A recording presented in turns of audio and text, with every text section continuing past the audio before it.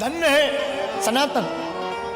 और इसमें सत्संग की एक बात और है, जो भी सत्संग सुनता है, सत्संग में बैठता है, सत्संग में आता है भैया, उसको 7 लाभ होते हैं।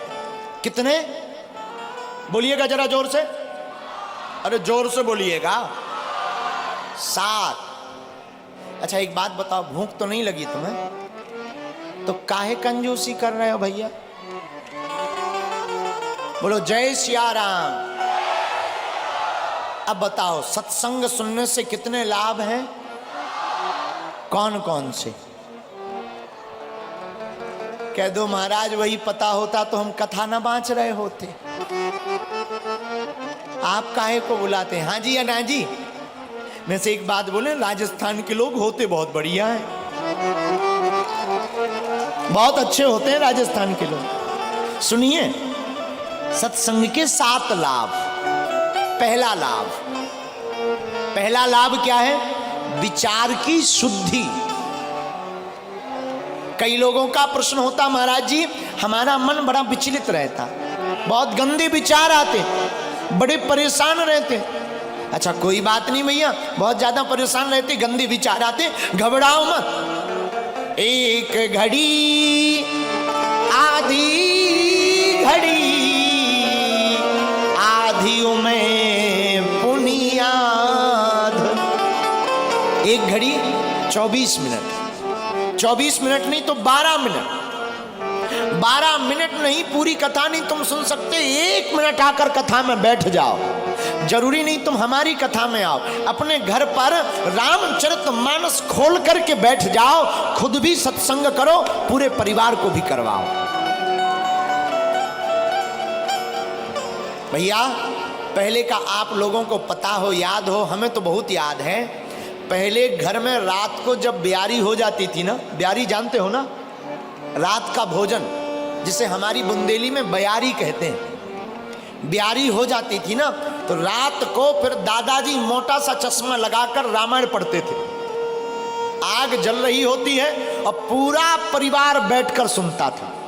और जब से आग लगी, जब टीवी और बीबी चली, हनुमान जी भैया टीवी से तो हनुमान जी बचावे। अब टीवी का भी जमाना चला गया, अब आ गया मोबाइल का जमाना। आदमी इस मोबाइल में ऐसा फंस गया, वो नहाने भी जाता है तो बाथरूम में मोबाइल ले जाता है।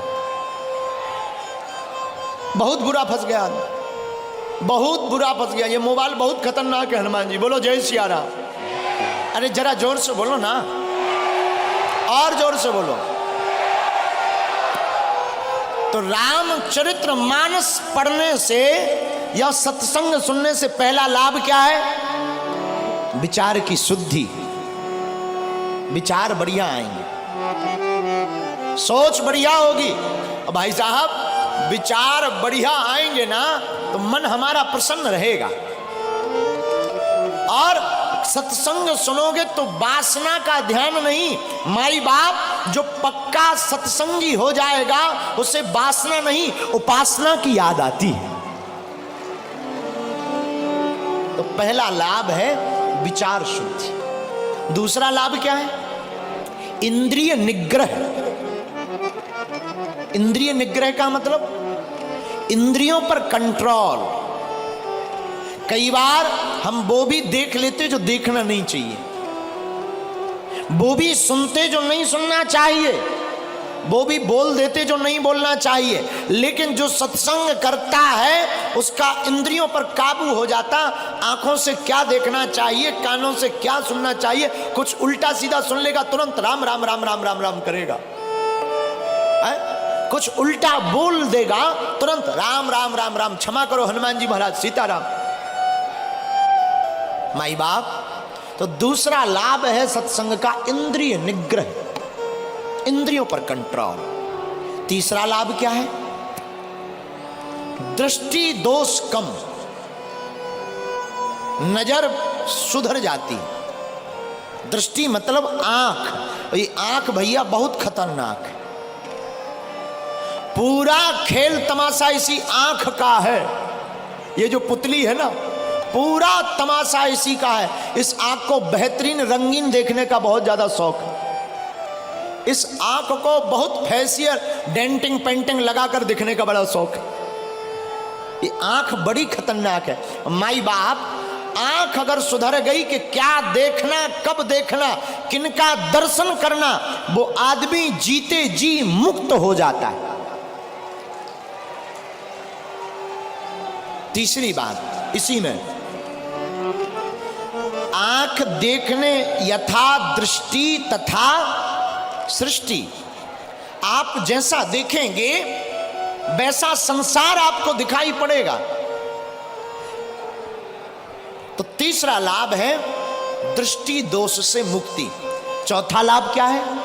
बहुत से लोग आते हैं, गुरुजी हमारा मन बड़ा विचलित रहता, मन स्थिर नहीं है, पूजा में मन नहीं लगता, मन बड़ा चंचल है। माई बाप, मन चंचल हो तो घबराना नहीं। आप सत्संग की आदत डाल दीजिए, आपका मन स्थिर होने लगेगा। धीरे धीरे धीरे धीरे आपके मन पर रसरी आवत जायते सिल पर परत निशान। जैसे बार बार रस्सी खींचने पर कुआं के ऊपर पड़े हुए पत्थर पर निशान बन जाता है, वैसे ही हमारे मन में भक्ति का भी निशान बन जाता है। बोलो जय सिया राम। ये चौथा लाभ। पांचवा लाभ क्या है? मनुष्य की बुद्धि की शुद्धि। बुद्धि शुद्ध कैसी हो, कैसे हो? बुद्धि बुद्ध कैसे बने, बुद्धि प्रबुद्ध कैसे बने? माई बाप, ये तभी संभव है जब आप सत्संग सुनेंगे। रामचरितमानस कहती है, पढ़िएगा चौपाई कभी। बिनु सतो संग विवेक न होई।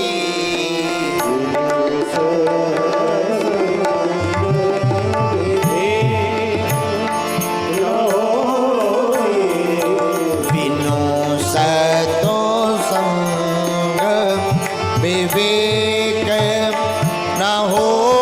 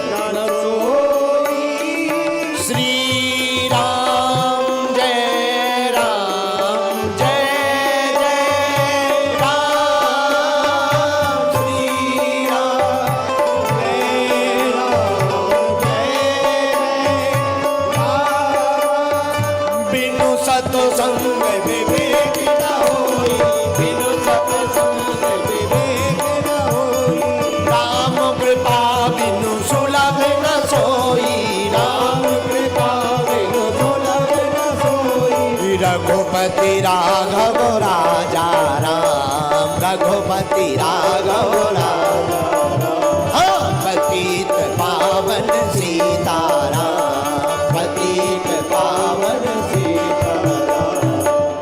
बिनु सतो संग विवेक न होई।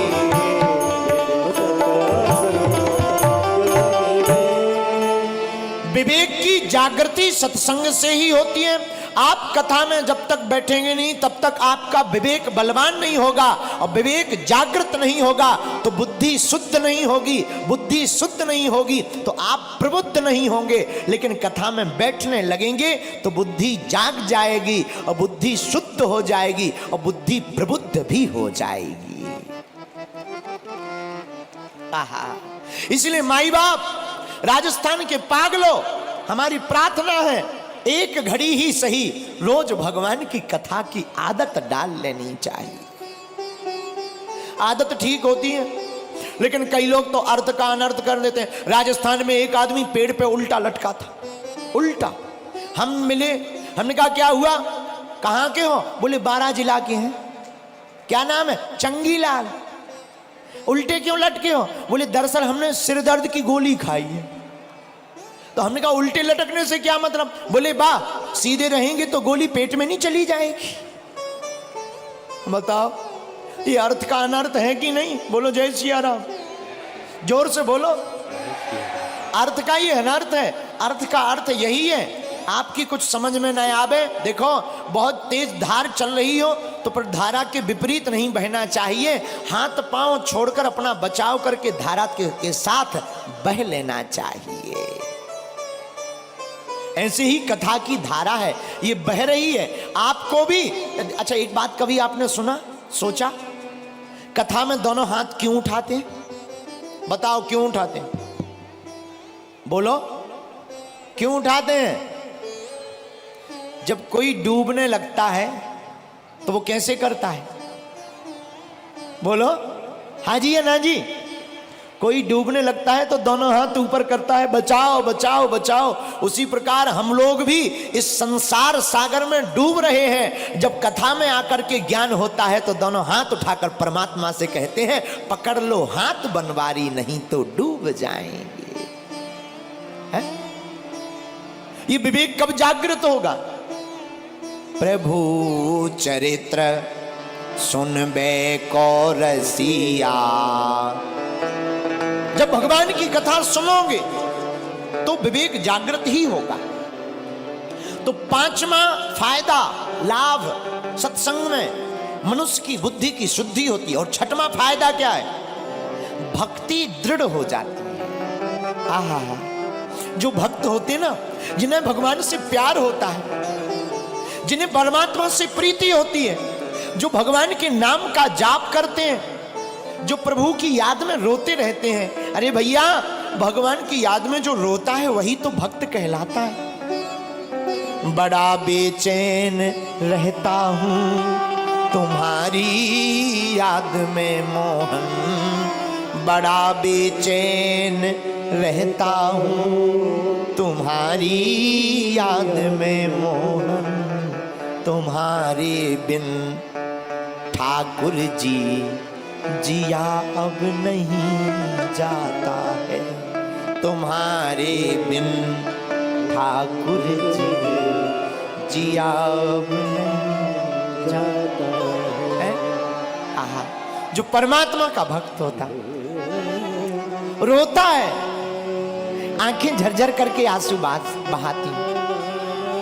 अच्छा, भक्ति से रोने का संबंध क्या है?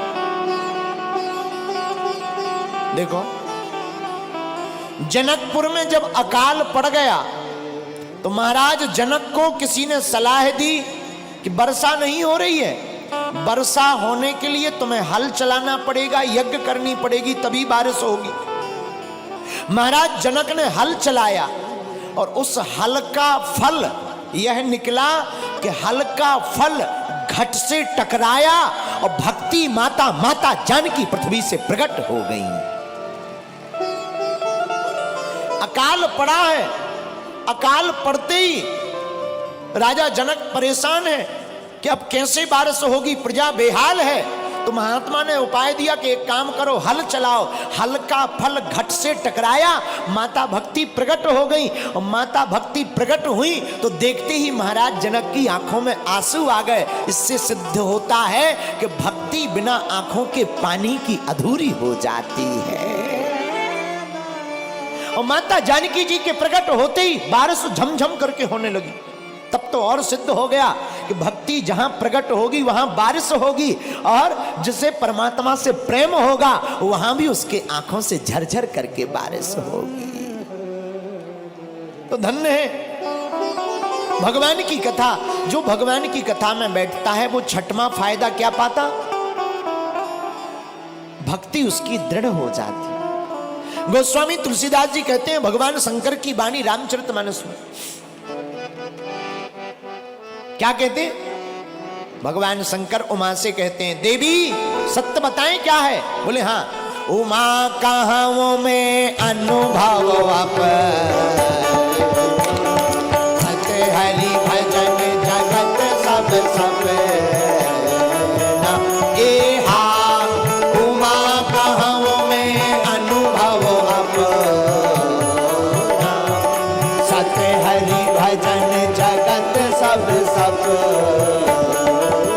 श्री राम जय जय राम।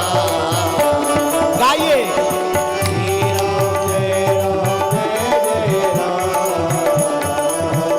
श्री राम जय राम जय राम। श्री राम जय राम। आहा हा हा। भगवान शंकर माता पार्वती से कहते हैं, देवी उमा कहां में अनुभव अपना। क्या अनुभव? सत्य हरि भजन जगत सब सपना। सत्य केवल परमात्मा का भजन है, बाकी सब बेकार है। राम नाम ही सार है, बाकी सब बेकार है। एक बात बोले, कह दो, बोलो। पैसा आदमी को ऊपर ले जाता है, लेकिन आदमी पैसे को ऊपर नहीं ले जा पाता है। क्या भैया? पैसा आदमी अगर पैसा वाला हो ना, तो जो साइकिल से चल रहा पैसा वाला हो जाए तो हवाई जहाज से, चिल गाड़ी से फुर्र उड़ेगा। हाँ जी अना जी, अरे बोलिएगा हो, पक्का ना? तो पैसा आदमी को ऊपर ले जाता है, पर आदमी पैसा को ठन ठन गोपाला ऊपर नहीं ले जा पाता है। दूसरी बात, आप कितना भी धन धन धन धन कर लो, धन चाहिए, हे कुबेर देवता। कई लोग तो कुबेर भगवान की इतनी पूजा करते हैं कि कई बार कुबेर भगवान को लगता है, हे भगवान ओम जय लक्ष्मी माता। देखो दीपावली आएगी घर घर, ओम जय लक्ष्मी माता। हमारे घर में पैसा नहीं आता है? कई लोगों तो केवल नोट ही सुहाता है। कई लोगों के भारत में नहीं, विदेशों में भी है खाता है? अच्छा, लेकिन एक बात बोले, धन कितना भी तुम धन धन धन कर लो, जब मरोगे तो कार्ड में निधन ही लिखेगा। क्या लिखेगा? क्या लिखेगा कार्ड में? अमुक अमुक आदमी का निधन हो गया, जिंदगी भर करते रहे धन, बाद में लिख गया निधन ठटरी के बारे। बोलो जय सिया राम। तो क्या करें गुरुजी? अगर हमारे पास पैसा है भी तो क्या करें? कुछ नहीं, कल जाके कथा में चढ़ा दो। अरे कुछ मत करो, जो है भगवान का दिया है उसको सत्मार्ग में लगा दो, गरीबों की सेवा में लगा दो, और जो है उससे गरीब बेटियों का विवाह करवा दो। भगवान की कथा सुनो और दूसरों को भी सुनवा दो। है? बोलो जय सिया राम, जोर से बोलो। अब जिनके पास नहीं है वो क्या करें? जिनके पास है ये तो उनका उपाय। कोई कहे गुरुजी हम तो गरीब आदमी हैं, हम क्या करें? सुनो, ना पैसा लगता है, ना रुपया लगता है, राम राम बोलिए बड़ा अच्छा लगता है। ना पैसा लगता है, ना रुपया भैया, ना पैसा लगता है, ना रुपया लगता है, राम राम बोलिए बड़ा अच्छा। क्या लगता है? बड़ा अच्छा लगता है, बड़ा अच्छा लगता है, बड़ा अच्छा लगता है। भैया जिनके पास धन है वो ये काम करें, और जिनके पास नहीं है वो ये काम करें, और जिनके पास है और नहीं है वो दोनों मिलकर के ये काम करें। क्या? राम राम बोलिए, बड़ा बोलो बोलो, राम राम बोलिए, बड़ा। एक बात और बोल दे, कह दो, बोलो, अरे कह तो दो जोर से।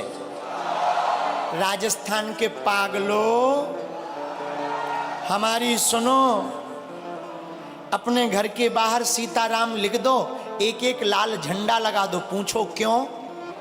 पूछो।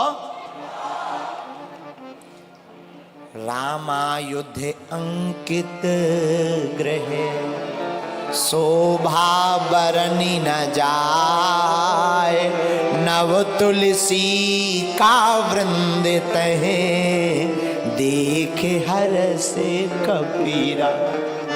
हनुमान जी जब लंका गए तो लंका में पूरी लंका घूमे, कहीं हनुमान जी का मन नहीं लगा, अच्छा नहीं लगा माय डियर। लेकिन जब बजरंग बली विभीषण के घर के सामने गए, क्या देखते हैं?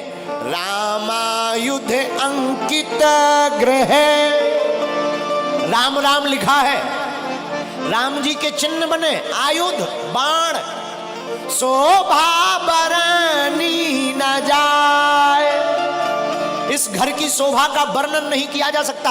लाखों करोड़ों रुपयों की आप कोठी बना लीजिएगा, पर लाल झंडा सीताराम तुलसी का पौधा बाहर नहीं होगा, फीका फीका लगेगा भाई साहब। लेकिन छोटा सा मिट्टी का मकान भी बना हो, लाल झंडा हनुमान जी उस पर बने हो और सीताराम लिखा हो और तुलसी का पौधा बाहर लगा हो, दूर से पहचान में आ जाता ये पक्के सनातनी का मकान है। रामायुध अंकित गृह, शोभा बरनी न जाए, नव तुलसी का वृंद तह, देख हरस कबीरा। तो हनुमान जी लंका में किसके द्वार पर रुके? विभीषण के घर के बाहर। क्यों? क्योंकि उनके घर के मकान के बाहर राम राम राम राम राम लिखा है। जिसके घर के बाहर राम राम लिखा होता उसके घर पर डेरा राम दूत का होता, और जो बिना राम राम वाला लिख देता है कुत्तों से सावधान। राम राम राम, हनुमान जी बचाए, हे बजरंग बली हमें बचाना। आजकल जमाना बदल गया, धन्य है मॉडर्न जमाना। पहले लोग लिखते थे सीताराम श्री गणेशाय नमः, शुभ लाभ, यहां से निकले जो नर नारी सबको सीताराम हमारी। फिर मॉडर्न जमाना आया, सब बंद हो गया। फिर लोग लिखने लगे वेलकम, अब वो भी बंद हो गया भाई साहब। अमीर आदमी तब माना जाता है जब कुत्ते हों, वरना अमीरों में गिनती नहीं। एक ऐसी कहीं पर सोसाइटी है, हम भूल गए, क्षमा करना, I am very very no sorry. क्या? एक ऐसी सोसाइटी है जहां रहने के लिए अनिवार्य है कुत्ता रखना। एक बार हमने कुत्तों से पूछा, कुत्तों? बोला जी गुरुदेव। हमने कहा आजकल तुमने काटना क्यों बंद कर दिया? बोले गुरुजी इंसान ही इंसान को इतना काट रहा, हमारी क्या जरूरत है? तो पहले लिखते थे सीताराम श्री गणेशाय नमः, शुभ लाभ, अतिथि देवो भवः। अब अमीर आदमी तब माना जाता है जब वो बड़ा सा बोर्ड टांग दे, लिख दे कुत्तों से सावधान। समझ में ही नहीं आता एक कुत्ता है कि सब ही। क्षमा कीजिएगा, बुरा मत मानना, हमारी बात बहुत गंभीरता के साथ सुनना। कुत्तों से सावधान तो लिख देते हो, कोई बुराई नहीं, जीव हैं, जीवों पर दया करो, जीवों को पालो, पर गौ माता को भी रखना भी तो मत भूल जाओ। और दूसरी बात, लंका में रह करके जब विभीषण जी, देखो रामायण में दो पात्र हैं माई बाप, एक विभीषण जी का, दूसरा मंथरा का। राम के राज्य में रह करके मंथरा सुधरी नहीं और रावण के राज्य में रह करके विभीषण बिगड़ा नहीं। इसलिए माई बाप, आप जहां रहते हो आज ही घर जाना, कल राम नाम का झंडा लगा देना, ताकि दूर से ही दूसरों को पता लग जाए कि ये पक्के कट्टर सनातनी का घर है।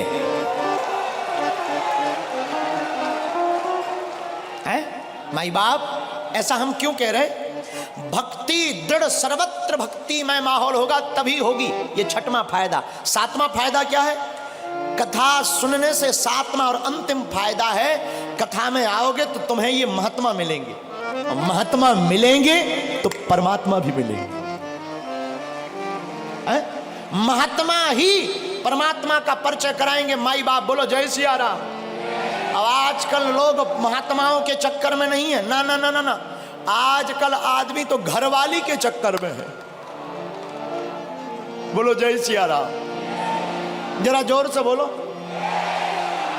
एक जगह हम कथा कर रहे थे, अब ये नहीं बताएंगे कि 12 जिले में ही कर रहे थे, नहीं नहीं तो आपको बुरा लग जाएगा, तो हम दूसरी जगह वेस्ट इंडीज का बोल देते हैं।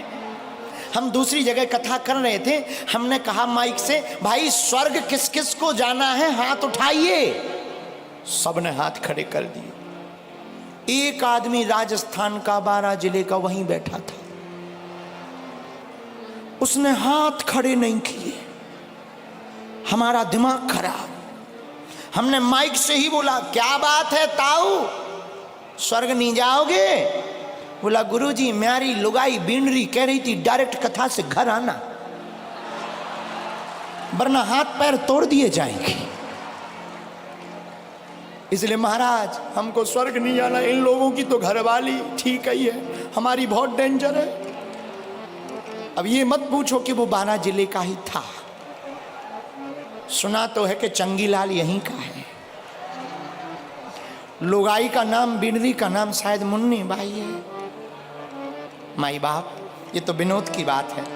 कथा में आप आओगे तो महात्मा मिलेंगे, महात्मा मिलेंगे तो एक दिन तुम्हें परमात्मा भी मिलेंगे। बोलो जय सिया राम। इसीलिए हनुमान जी कहाँ हैं? प्रभु चरित्र सुनबे को रसिया,